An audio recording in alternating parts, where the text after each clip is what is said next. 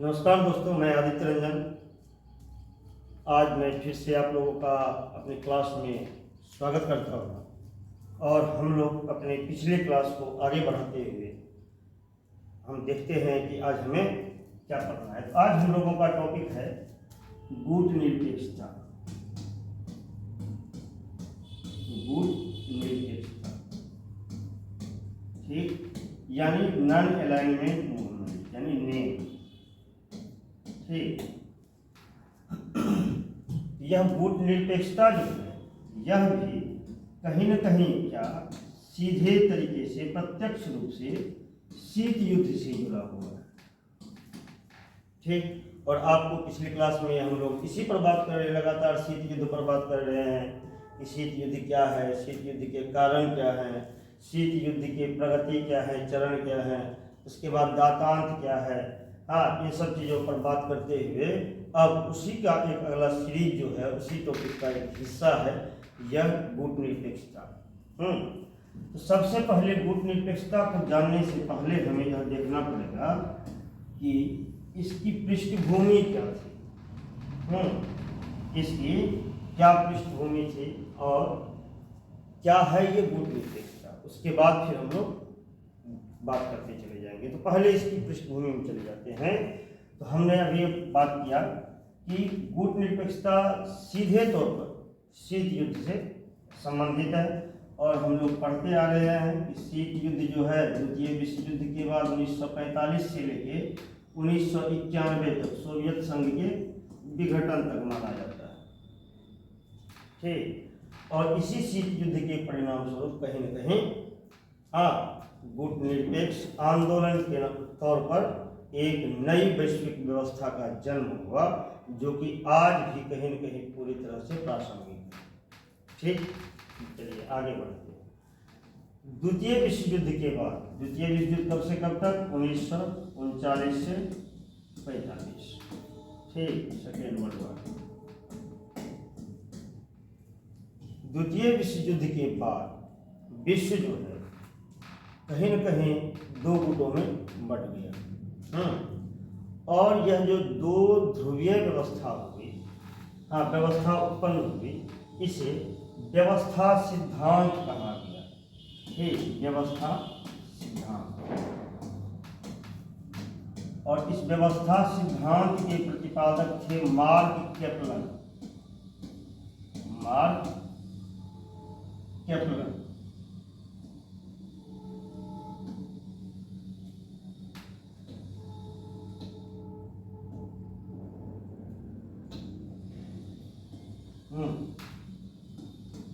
इन्होंने क्या कहा कि दो ध्रुवीय व्यवस्था जब हुई, इसे व्यवस्था सिद्धांत के रूप में प्रस्तुत किया गया मार्क केपलर के द्वारा। और मार्क केपलर ने दोनों पक्षों के बीच जो विश्व बट रहे थे, दो ध्रुवीय विश्व जो हो रहे थे, इसे ढीली दो ध्रुवीय व्यवस्था कहा। यानी इंग्लिश में आप कह सकते हैं कि लूज बाइपोलर सिस्टम। ठीक, इसे ढीली बहुध्रुवीय व्यवस्था कहा गया।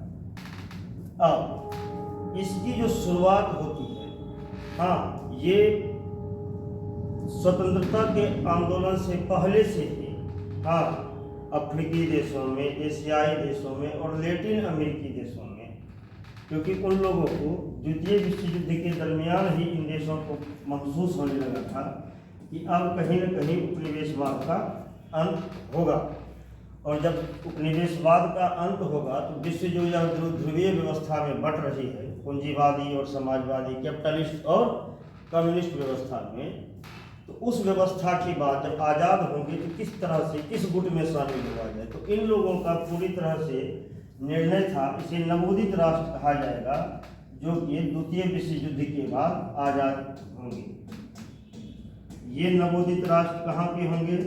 ये नवोदित राष्ट्र जो होंगे, ये नवोदित राष्ट्र होंगे एशिया, अफ्रीका और लैटिन अमेरिका। Latin America. तो ये नवोदित राष्ट्र जो है, इन लोगों का पूरी तौर पर यह कहना था, मानना था कि स्वतंत्र होने के बाद हमें किसी भी गुट में शामिल नहीं होना है, जबकि बल्कि इसके विपरीत दोनों गुटों से समर्थन हासिल करते हुए अपनी अर्थव्यवस्था को और वैश्विक शांति को स्थापित करने में सहयोग करने की इन लोगों की प्रबल भावना थी। ठीक, उसके बाद यह नवोदित राष्ट्र के आने से हुआ क्या, अब पूरे विश्व में एक तीसरे गुट करके इसे प्रस्तुत किया गया, इसे एक तीसरे गुट के रूप में प्रस्तुत। लेकिन यह तीसरा गुट नहीं था, यह बल्कि इसे आप कह सकते हैं तीसरी दुनिया, इसे कह सकते हैं तीसरी दुनिया के देश। और ये तीसरी दुनिया के देश कौन सब थे? एशिया, अफ्रीका और लैटिन अमेरिका के देश। ठीक, ये जो तीसरी दुनिया के देश थे, पहले आपको यह जानना पड़ेगा कि तीसरी दुनिया के देश तो ये हो गए भाई, तो फिर पहली और दूसरी दुनिया के देश कौन है? तो पहली दुनिया में यूएसए के समर्थक देश आ जाते हैं, जिसे आप पूंजीवादी गुट या उदारवादी गुट या लोकतंत्रवादी गुट कह सकते हैं या पश्चिमी गुट कह सकते हैं। और दूसरी दुनिया के देश वो थे जो यूएसएसआर के नेतृत्व में थे, जो यूएसएसआर के नेतृत्व में थे। इसे आप पूर्वी गुट या समाजवादी गुट या दूसरी दुनिया के देश या अधिनायकवादी गुट कह सकते हैं। ठीक, तो जब ये पहले से दुनिया दो गुटों में बटी हुई थी, पहली दुनिया और दूसरी दुनिया के देशों में, तो अब द्वितीय विश्व युद्ध के बाद जो नए देश आज़ाद हुए, ये इन देशों का अपना एक अलग ही स्वाभाविक गुट बनना शुरू हो गया, क्योंकि इन सभी देशों के नवोदित देश जैसे जो नव स्वतंत्र देश थे, जो न्यूली इंडिपेंडेंट कंट्री थे, उनका यह मानना था कि दो में से किसी भी गुट में अगर प्रवेश करने से उनका जो है विकास वो अवरुद्ध हो जाएगा। इस कारण से वो किसी भी तरह से अपने यहाँ अपनी विदेश नीति को स्वतंत्र रखना चाहते थे। इसके लिए सबसे पहला प्रयास जवाहरलाल नेहरू के द्वारा किया गया, और जवाहरलाल नेहरू ने मार्च 1947 में नई दिल्ली में एक सम्मेलन बुलाते हैं, जिसमें कि 28 देश भाग लेते हैं, एशियाई देश। गौर कीजिएगा, फिर मैं कहता हूँ कि मेरे क्लास में कॉपी और पेन निकाल के रखिएगा, नहीं तो डाटा मिस हो सकता है। ठीक, तो जवाहरलाल नेहरू ने क्या किया कि मार्च 1947 में, गौर कीजिएगा अभी देश आपका आज़ाद नहीं हुआ है। ठीक, मार्च 1947 में 28 एशियाई देशों का एक सम्मेलन बुलाते हैं, जिस सम्मेलन को एशिया रिलेशन कॉन्फ्रेंस कहा जाता है, यानी कि एशिया संबंध सम्मेलन। ठीक, एशिया संबंध सम्मेलन। कहीं न कहीं इस सम्मेलन का यह उद्देश्य था कि उपनिवेशवाद का विरोध करना, लेकिन उपनिवेशवाद के विरोध की खुल की चर्चा इसमें नहीं हुई। फिर यही सम्मेलन जो है दूसरी बार 1949 में बुलाया जाता है नई दिल्ली। 1949 में नई दिल्ली में ही बुलाया जाता है, और इस सम्मेलन में होता क्या है कि यूएसएसआर में जो एशियाई देश शामिल थे, उन देशों को इस सम्मेलन में नहीं बुलाया गया, जबकि वो सारे देश पहले एशियाई सम्मेलन में शामिल थे। लेकिन इस बार उन देशों को शामिल नहीं किया गया, और जो शेष बचे एशियाई देश थे, वो सारे देशों ने 1949 में नई दिल्ली में एक सम्मेलन किया। इस सम्मेलन का जो मुख्य बिंदु था, मुख्य मुद्दा था, वो क्या था? बड़ा दिलचस्प है कि नीदरलैंड का उपनिवेश था इंडोनेशिया। नीदरलैंड का उपनिवेश था कौन? इंडोनेशिया। और इंडोनेशिया में नीदरलैंड की सरकार ने कई बार पुलिसिया कार्रवाई के तहत वहाँ के लोगों की काफ़ी निर्मम हत्या कर दी थी। इस सम्मेलन में यह विचार रखा गया क्या कि नीदरलैंड से इंडोनेशिया को उपनिवेशवाद से मुक्ति दिया जाए। 1950 तक का यह लक्ष्य रखा गया। ठीक। और नीदरलैंड के उपनिवेश से इंडोनेशिया को 1950 तक आज़ादी मिल जानी चाहिए। इस सम्मेलन में फिर से एक बार एशियाई एकता को देखा गया और यह भी उस सम्मेलन से मैसेज गया, संवाद गया विश्व में कि ये जो नए स्वतंत्र हो रहे देश हैं, यह देश किसी भी तरह के किसी महाशक्ति के साथ या किसी महाशक्तियों के दबाव में काम नहीं करेंगे। इसका अगला प्रयास जो होगा, ये श्रीलंका के सहयोग से, श्रीलंका के हस्तक्षेप से 1955 ईस्वी में, कब? 1955 ईस्वी में अप्रैल महीने में बांडुंग, इंडोनेशिया। कहाँ? बांडुंग ये कहाँ है? इंडोनेशिया। बांडुंग इंडोनेशिया में एक सम्मेलन का आयोजन किया गया।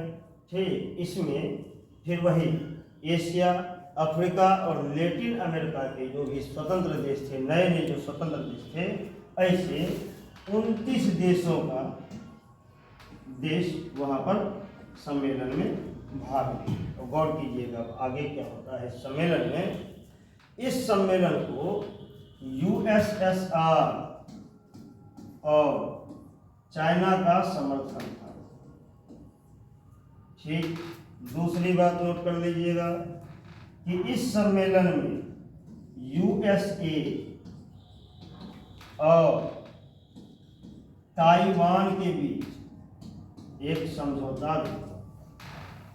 ठीक। एक बात और नोट कर लीजिएगा, इसी सम्मेलन में C2 और बगदाद पैक्ट जैसे संधि पर भी हस्ताक्षर हुए। इस सम्मेलन में इजराइल को शामिल नहीं किया गया था क्योंकि इजराइल का अरब के साथ में संघर्ष चल रहा था। ठीक। और फिलीपींस और थाईलैंड ने इस सम्मेलन में उतनी ज़्यादा अपनी उत्साह नहीं दिखाया, जिस कारण से वो शामिल नहीं। इसके बाद इस सम्मेलन में सबसे बड़ी बात है, जो एक बहुत सुंदर डायलॉग है, वह नोट करने वाली है कि इंडोनेशिया के तत्कालीन राष्ट्रपति डॉक्टर सुकर्नो ने कहा था कि यह विश्व में पहला अश्वेत लोगों का अंतर महाद्वीपीय सम्मेलन है। मतलब ब्लैक लोगों का एक इंटरकंटिनेंटल यानी कई महादेश के खाली काले लोग इस सम्मेलन में शामिल हुए थे। और करिएगा एशिया, अफ्रीका और लैटिन अमेरिका। और जब आप वर्ल्ड मैप पर एशिया, अफ्रीका और लैटिन अमेरिका को देखते हैं तो वो दक्षिणी गोलार्ध में पड़ते हैं। तो उस तरह से आप एक तरह से यह भी मैसेज गया वहाँ पर, यह भी कहा गया कि यह जो है उत्तर के विकसित और देशों के खिलाफ दक्षिण के विकासशील देशों का एक वैश्विक सम्मेलन। और सुकर्नो के हिसाब से विश्व के काले लोगों का पहली बार एक सम्मेलन आयोजित किया गया। और यह सम्मेलन एक संदेश देता है कि यह जो काले लोग आज तक दबे, कुचले, वंचित, शोषित और अधिकारों से बहुत दूर थे, अब वह वैश्विक समाज में अपनी सामाजिक, आर्थिक, राजनीतिक पहचान को प्राप्त करे और इस मार्ग में सभी जो देश स्वतंत्र हुए हैं एक साथ मिलकर काम करेंगे।